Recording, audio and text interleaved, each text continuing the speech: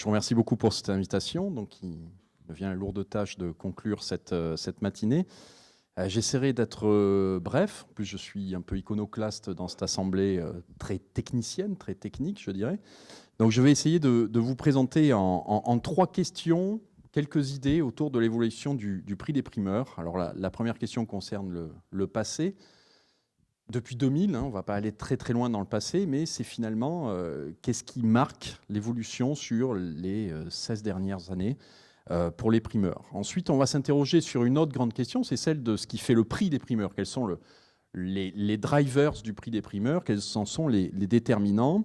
Et puis, il y a une question où je ferai une réponse sans doute de producteur de cidre.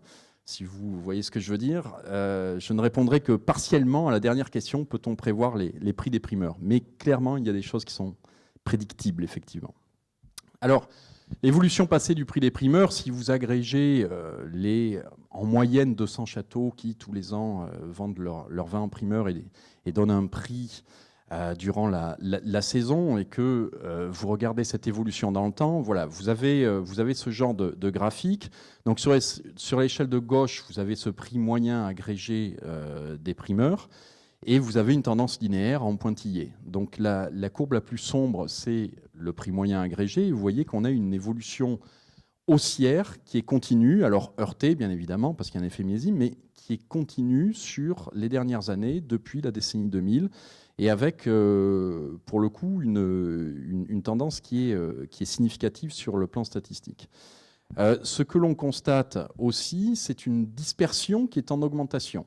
Alors la dispersion, vous l'avez sur la courbe en vert plus clair, et c'est assez curieux parce qu'elle est vraiment très calquée sur la courbe de prix. Donc la dispersion à travers les châteaux, c'est-à-dire que typiquement, si vous regardez par exemple pour l'année, alors attendez que je trouve... Ici, on a un pic, vous voyez, pour le millésime 2010. Ça veut dire qu'on a une très forte dispersion des prix. Ça veut dire qu'il y en a certains qui ont manifestement beaucoup pour augmenter leur prix, puisqu'on a un prix moyen qui est en augmentation, et d'autres très peu. Donc on se rend compte de façon assez générale qu'on a un effet millésime qui est à la fois marqué pour les prix, et ça c'est bien évident, c'est une évidence absolue. Si le millésime est bon, les prix sont élevés. Mais on a aussi un impact très marqué sur la dispersion. Ça, c'est peut-être un petit peu plus surprenant, c'est-à-dire que tout le monde ne réagit pas de la même façon. Quand je dis tout le monde, c'est chaque château ne réagit pas de la même façon par rapport à un bon millésime. Certains sont, j'ose pas dire raisonnables parce que ce serait un jugement de valeur, mais certains n'augmentent pas leur prix, d'autres vont l'augmenter très significativement, très sensiblement. Donc cet effet millésime vaut aussi bien pour le prix que pour la dispersion, ce qui a été une petite surprise de cette étude, mais là aussi on se rend compte qu'en moyenne, la dispersion augmente sur toute la période. C'est-à-dire qu'on a de plus en plus des stratégies de pricing qui sont différentes entre les châteaux.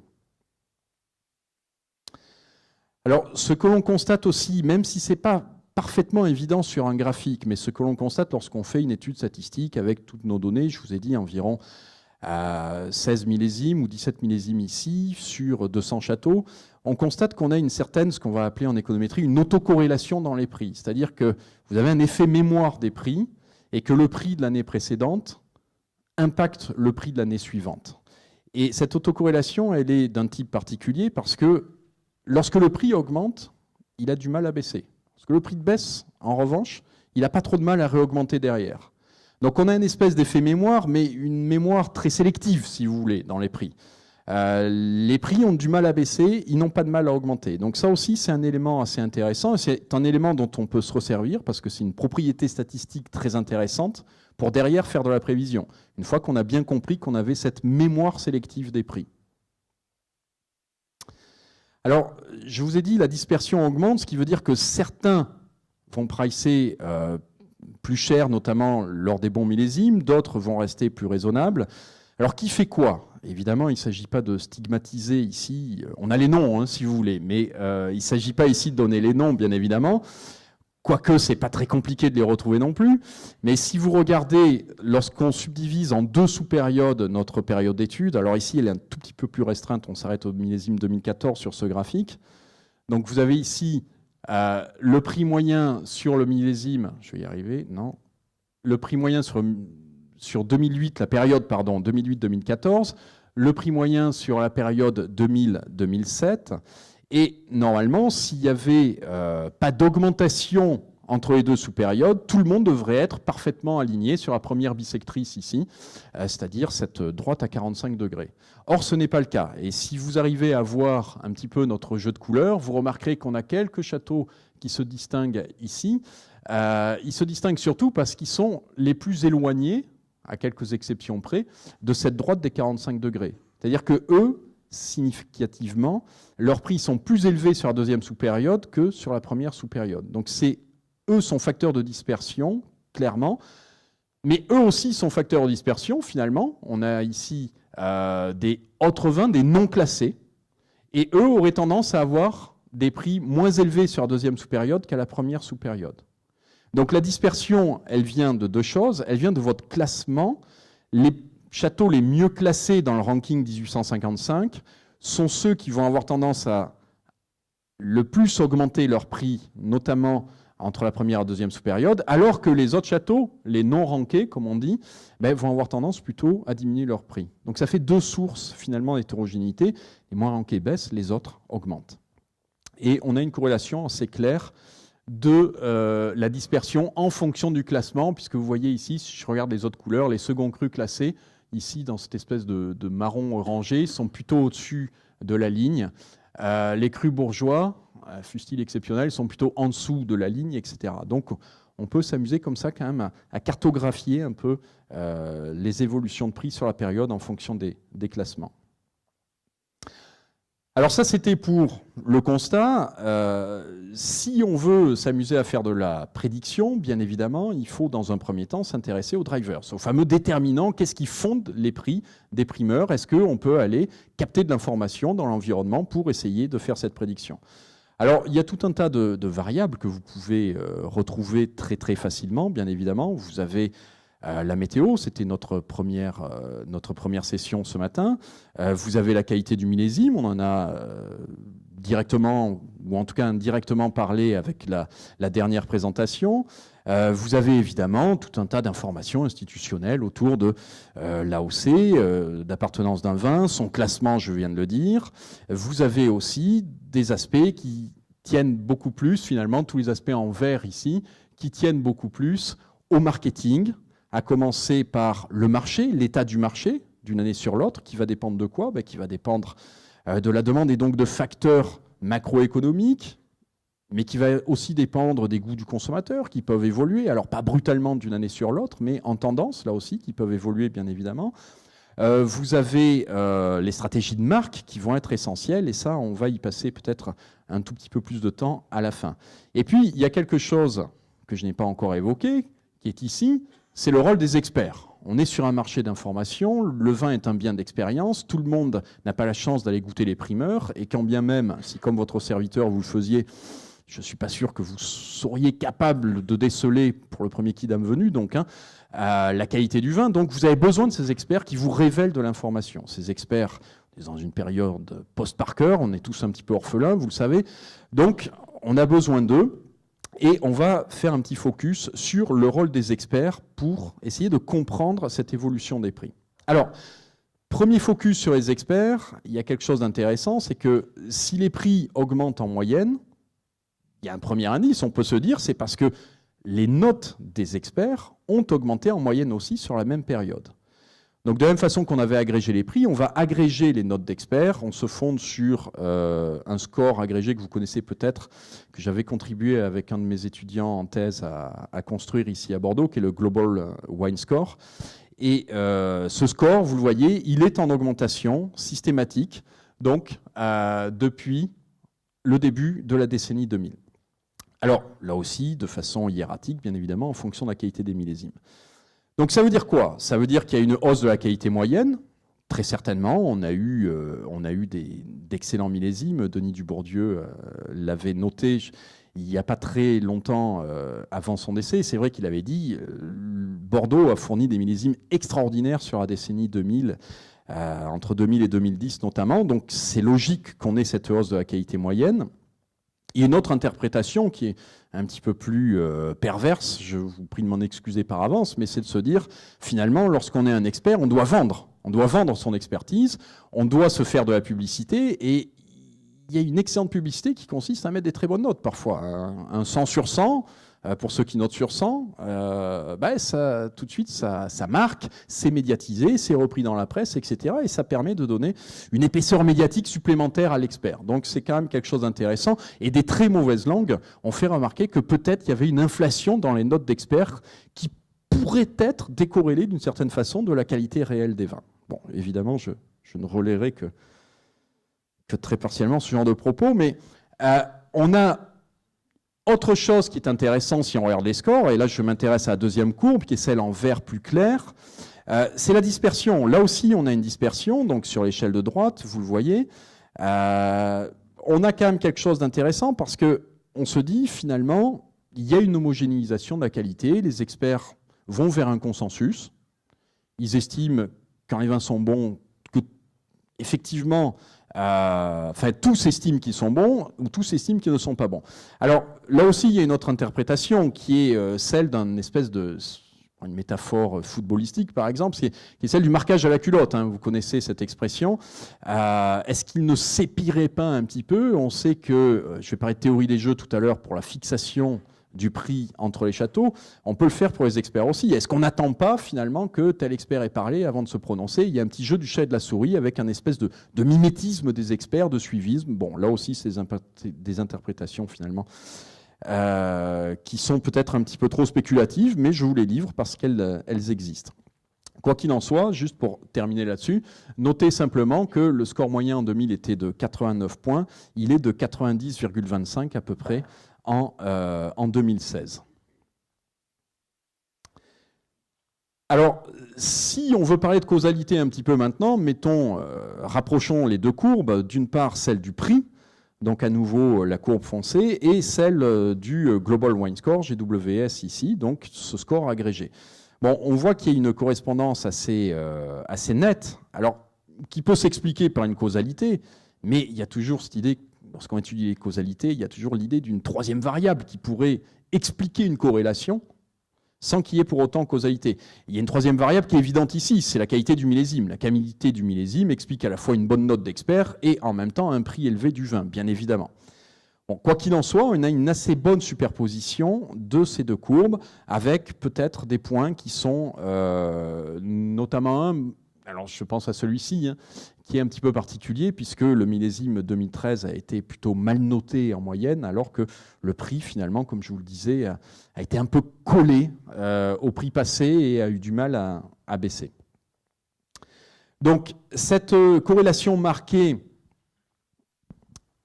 elle est sans doute synonyme de causalité sur les prix, mais finalement, lorsqu'on fait des études où on met justement des études économétriques où on met plusieurs variables explicatives dans notre modèle, on se rend compte finalement qu'à partir du moment où on met le millésime, le vintage ici, on a un pouvoir explicatif des experts qui est déjà nettement plus réduit.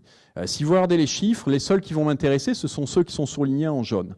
Qu'est-ce que ça veut dire? Ça veut dire par exemple que dans le premier modèle où on note simplement la région d'origine, l'AOC d'origine du vin et le millésime, on explique uniquement 7,2% de la variance totale des scores, de cette fameuse dispersion. Voilà ce que ça veut dire. Alors petit à petit, on augmente le nombre de variables dans notre modèle.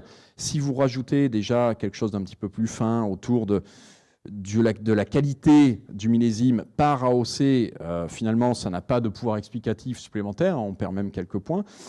Et surtout, ce qui va faire la différence, c'est de mettre ici le classement, c'est-à-dire le ranking, 1855 notamment, mais le ranking Saint-Émilion aussi, etc.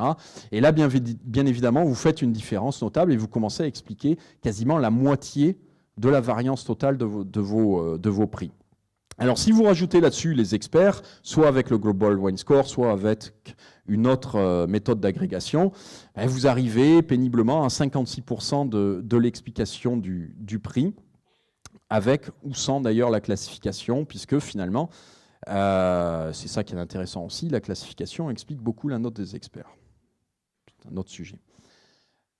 Donc ces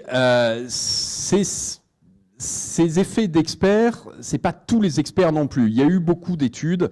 Il y a notamment dans une excellente revue en économie, une revue internationale, The Economic Journal, il y avait eu un excellent article de Michael Visser, de Sébastien Lecoq, qui disait finalement, est-ce qu'il y a un effet gourou de Parker, et qui disait, oui, il y a un effet significatif de Robert Parker typiquement. Lorsqu'on fait une étude assez complète de l'ensemble des prix et primeurs, ils avaient un échantillon qui était quand même assez réduit. On a un échantillon ici beaucoup plus large finalement, un peu plus de recul. Leur étude date de 2008. Et on se rend compte quand même que ce n'est pas que Parker. D'ailleurs, Parker n'est pas celui qui a l'impact le plus significatif. Et si vous regardez ici, vous avez cette ligne séparatrice. Vous avez à gauche les journaux ou les experts qui ont un effet véritablement significatif. À droite, ceux qui n'ont pas d'effet significatif sur le prix. Alors, Robert Parker est bien évidemment à gauche, mais presque curieusement, Dick Hunter, le journal anglais, intervient en premier. Vous avez Jean-Marc Carin qui est de plus en plus connu pour être l'expert peut-être le plus pertinent. Jean-Marc Carin résume assez bien l'information des autres, finalement. Il est extrêmement pertinent. Donc, je ne suis pas surpris de le retrouver ici. James Suckling, Jeff Lev, Wine Spectator, Tim Atkin, René Gabriel, par exemple. Et puis là, ça s'arrête. On passe dans les noms significatifs. Donc, les experts ont un rôle... Oui, mais il ne faut pas le surévaluer, ce rôle. Il est relativement, non pas ce rôle, j'anticipe un peu, ce rôle. Et puis il est circonscrit, disais-je, à certains experts. Parce que finalement, il y a une variable qui met tout le monde d'accord et elle est évidente. Elle est absolument évidente, c'est la marque. C'est la marque. À partir du moment où vous mettez la marque, c'est-à-dire que si vous faites une régression juste avec un nom de château, un effet fixe par nom de château, bah, typiquement, vous avez déjà 80%, un peu plus de 80%, quasiment 82% de la variance expliquée. Et le reste, finalement, c'est de la petite histoire. Seule la marque va faire le prix, fondamentalement. Et c'est ça qui va à la fois rendre peut-être assez facile d'un côté la prévision du prix, mais va la rendre terriblement compliquée de l'autre côté.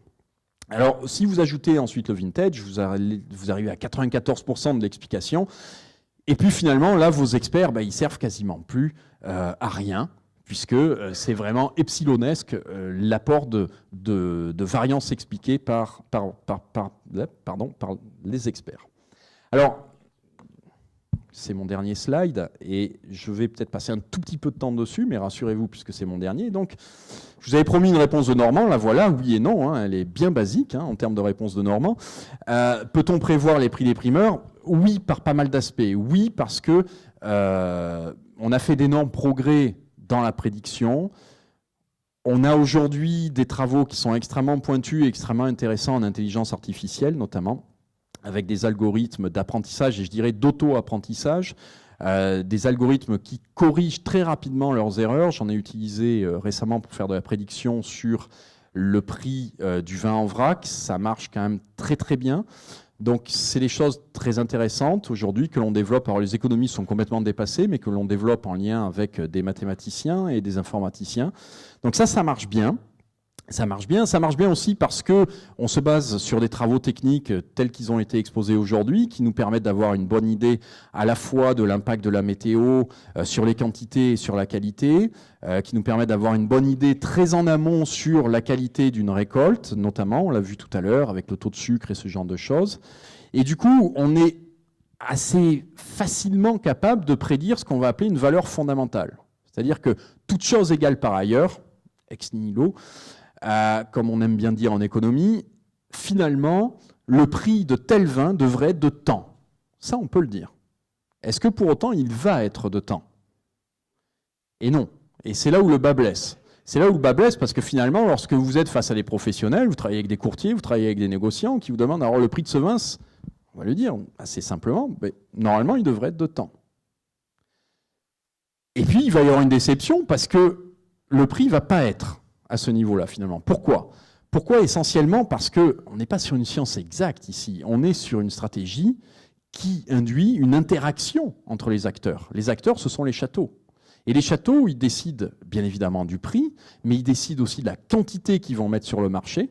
Et ça, c'est vraiment une variable qu'il est très difficile de connaître, qu'on ne peut pas connaître à l'avance. Et c'est le directeur du château ou le propriétaire du château qui, conjointement, vont décider combien on en met sur le marché, qu'est-ce qu'on met sur le premier vin. Est-ce qu'on met déjà quelque chose, Fiesal cette année par exemple. Donc ça, on ne le maîtrise pas. Et c'est ça qui va, in fine, faire le vrai prix. Donc ça nous renvoie à la théorie des jeux. Alors, j'ai mis un point d'interrogation sur mon nom, c'est-à-dire que je vais je vais changer un petit peu de région, je vais sortir à la Normandie en disant, je pense qu'on serait capable, quand on aura progressé sur la modélisation des jeux d'acteurs sur les primeurs, et on a quelques idées là-dessus, on sera peut-être capable de donner une réponse plus précise. Parce qu'on note là aussi qu'il y a des timings d'entrée sur le marché des primeurs. Si tel château part l'avant, on est à peu près capable de savoir quelle va être la séquence derrière. Alors tel autre va parler. Si tel château se met à tel prix, alors tel autre voudrait être plus cher, ou moins cher, ou aussi cher.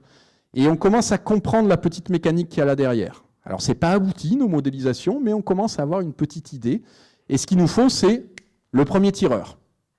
Le premier tireur, une fois qu'il a tiré, c'est bon, on est capable à peu près d'écrire la séquence. On aura toujours des surprises, bien évidemment. On aura toujours des erreurs de prévision. Le problème, lorsque vous faites de la prévision, et les économistes sont assez blindés par rapport à cette critique, parce qu'ils l'entendent souvent, à juste titre, c'est que vous vous trompez en permanence. Hein. Vous vous trompez en permanence. En moyenne, vous êtes souvent très juste. Au cas par cas, vous êtes souvent très faux. Alors, on progresse malgré tout. Et j'espère que vous serez indulgents. Merci beaucoup.